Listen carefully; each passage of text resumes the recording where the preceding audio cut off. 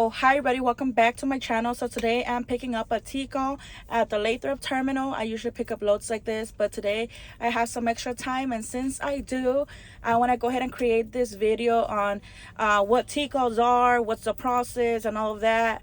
If you're a new Swift driver and you're starting, you might find it a little different when you get a T-call, or and I want to go ahead and explain what T-call is and the process and everything. So basically, a T-call is just a load that a previous driver picked up at the shipper, but will not be able to make it to its final destination because maybe he ran out of time, out of hours, or his truck broke down somewhere and he needs to get it fixed, but he does not have any time to make the delivery. So then they take that load off that driver and they give it to another driver. Usually those are shorter hauls, but sometimes they could be kind of long too, but for the most part, less miles than the typical load, since it has been picked up and all of that.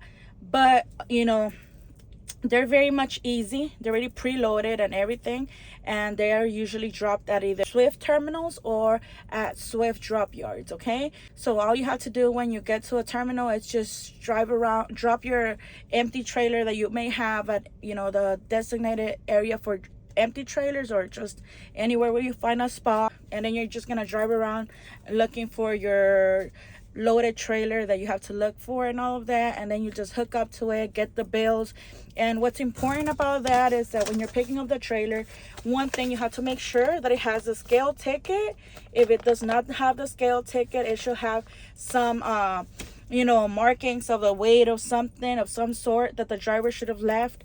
Personally, when they handwrite the weight of the load, unless it's like a 15-20,000 load, then I don't scale it probably. And because I also have I have this gauge right here, which tells me pretty much how much pressure I have on my drives, and so I kind of know when it's fine.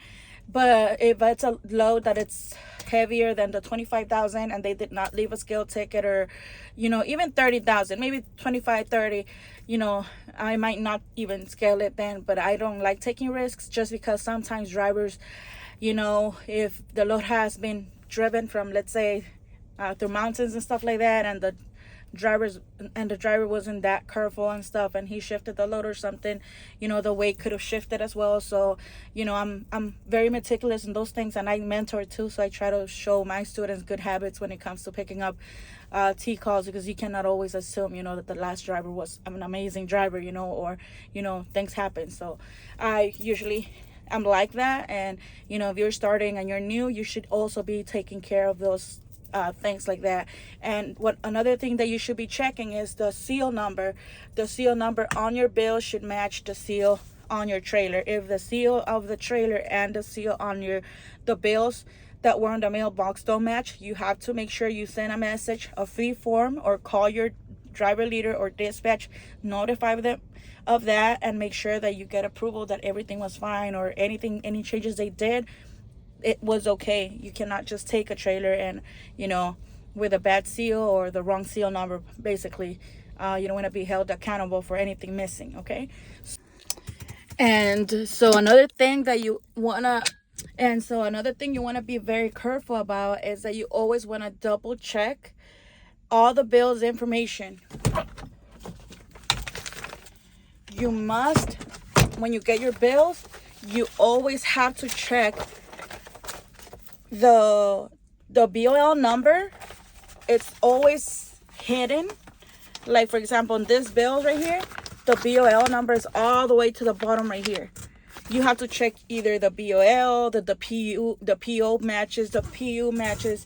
Any number that they're giving you on the zoner, usually the BOL match. As long as the BOL matches, or the PO matches and everything, and the destination and where you pick up on the destination matches, it is crucial that you double check those kind of informations, because there has been a lot of drivers who pick up the wrong trailer and come to find out they have picked up the wrong trailer, the wrong T-call.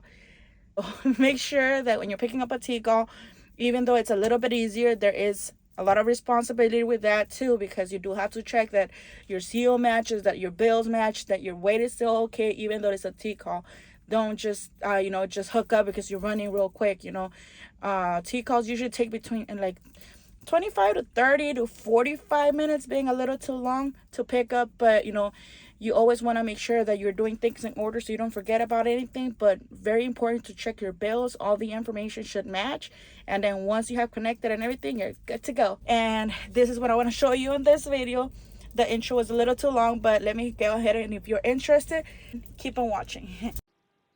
So right off the bat, I'm gonna go ahead and start my pre-trip. I'm first gonna log into my zoner and go to my clock, and I'm gonna change my duty status to on duty, pre-trip on trailer R22213, so I won't forget about that. And I wanted to get recorded on the system. I'm gonna do about 15 minutes of pre-trip. It's gonna be a little longer than that, but I usually just record 15 minutes on my clock so that I don't utilize too much of my time. And I'm at the same time I will be connecting to the trailer, and I'm gonna be killing two birds with one stone, making sure everything is right, and then I do a final walk around once all of that it's done. Okay, so now I'm gonna go ahead and hook up to this trailer. You want to make sure that you're right in front of it and you're not crooked so that you hit it nicely. You're gonna make a couple pauses, one before you enter the trailer, and once like midway the fifth wheel, and then once you are midway, now you could hit it so that you don't hit it too hard. And it feels kind of awkward when you hit it too hard. And then you're gonna give it a tug test to make sure that it's fully latched. And after, you're gonna go underneath the fifth wheel and underneath the trailer, and check that the fifth wheel it's fully latched, that the kingpin is actually fully latched. And you're also gonna need two pairs of gloves to finish connecting, your hammer, lock, and your flashlight, so you won't forget about those and you have them ready to go. I'm gonna start with my electrical plug first, then I'm gonna do my blue line, and then my red line. So I usually work things in order. And always make sure to take your lock with you and lock your trailer and everything, because nowadays terminals, because there have been too many incidents where drivers actually forget to actually drivers take the wrong trailer or forget to put their locks on. They are very meticulous in that, and they lock the gates, and they don't let the driver out until they have put the lock on.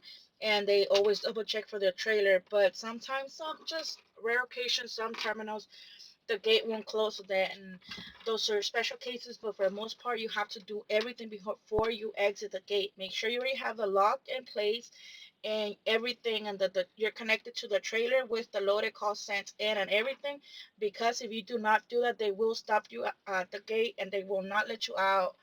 And what's important is that if they don't, there's only one exit and only one entrance, and a lot of drivers have that thing where they forget to do a step, and then now they hold all the other drivers in line that need to exit as well. So you always have to be thoughtful of that, okay?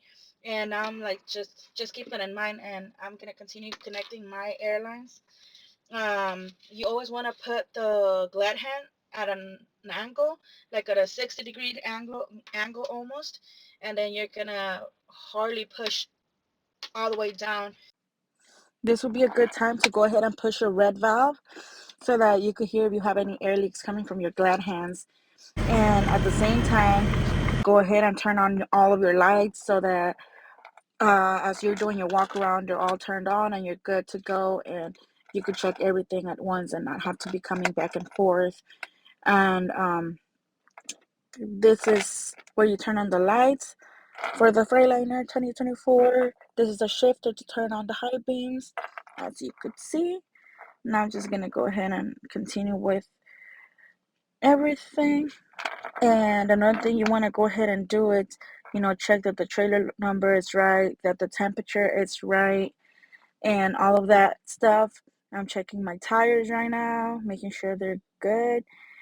And this would be the latch, the release arm, whatever's, and it's all the way in, which means it's locked in place. I'm also going to be putting my landing gear up, but before I do that, I'm going to go ahead and give it a glass check that the kingpin is fully latched around and good. I don't want to just go ahead and put my landing gear up, because sometimes even though you do the tug test, sometimes the latch doesn't go all the way around. Like if your truck hasn't been properly lubricated and stuff, it might be, might not go all the way around. Just in case, just always check that too. Don't get lazy. And I'm just gonna put the landing gear up. Since this is just a normal trailer, a driver just dropped it. It's not too crazy stuck, so it's easy to just use level 2 on the landing gear, and it's just going up smoothly, so we're good. And I also want to go ahead and check the fuel level. We're good. It's 3/4, so I'm also checking my tires and that everything is fine. It's at the 40-foot mark, and basically that. And also gonna go ahead and check everything else.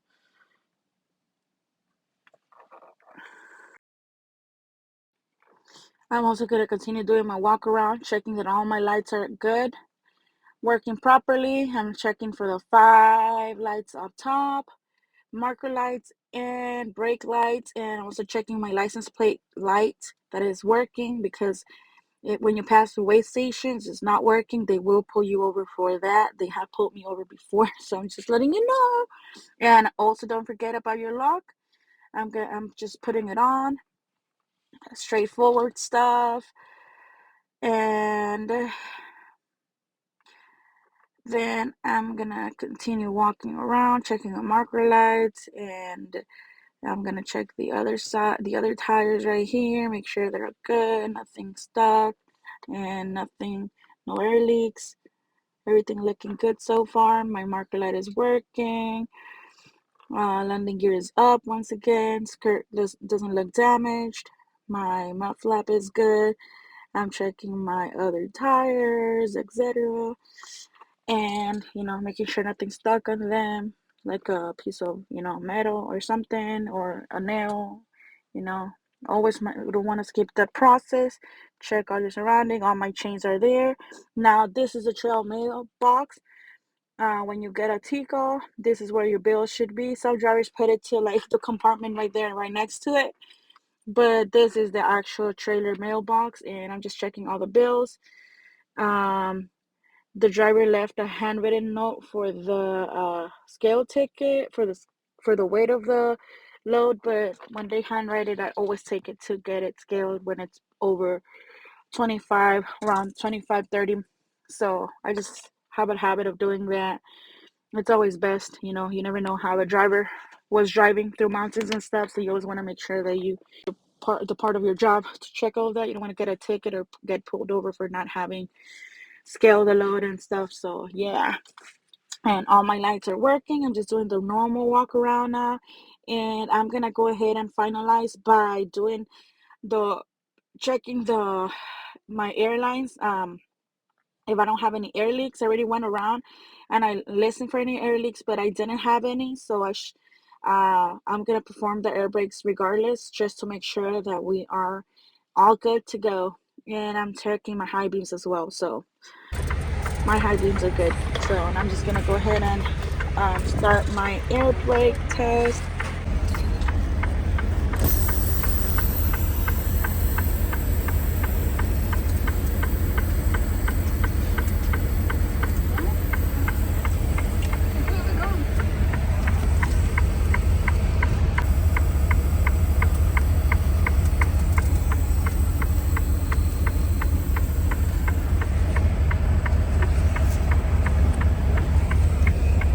Up here? Yeah. Or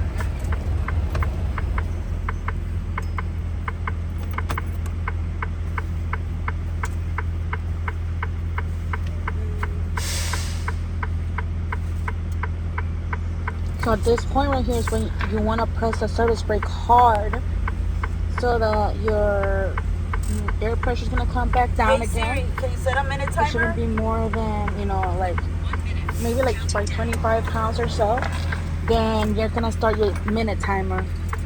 and you're gonna wait for 1 full minute. You shouldn't lose more than 4 pounds of air, but in all seriousness, you shouldn't lose anything at all if everything is fine. And then once your minute is up, you could then release your air brake. But this right here, your truck has to be on the on position. Okay, make sure it's not turned off, because if not, you wouldn't be able to read the gauge, and it cannot be turned on either. So there's that. And then once your minute passes and everything is good, then that means your airlines are good, and then you could do a final walk around, making sure, listen to any air leaks and all of that. But so far we're good. We don't have any air leaks, which is amazing. And now we're ready to take this T-Car to its final destination. And there goes my minute timer, almost up. And 1, 2, 3. And while I'm at it, I'm gonna really quick go ahead and do the pop out and the light and buzzer test, just to make sure. I know everything is pretty good. I rechecked the trailer and everything, but I'm gonna double check it just to make sure. There should be the pop out. No. So there you go, you guys. This is how you pick up a trailer, a T-call. Don't forget, to always make sure to put your lock, check your seal, and take your bills, check all the weight and everything. And this is how you pick up a T-call. It's very easy, same as the other loads, but it's just, you have to pick it at a terminal, which is easier, and it's a preloaded trailer. But this is it. I hope you enjoyed it, and if you did, don't forget to like down below and comment on the comment section, and give me any ideas for our next future video. And I hope you enjoy the rest of your day, and welcome to Swift. And you're almost there. If you're in training, don't worry, you'll get there. You're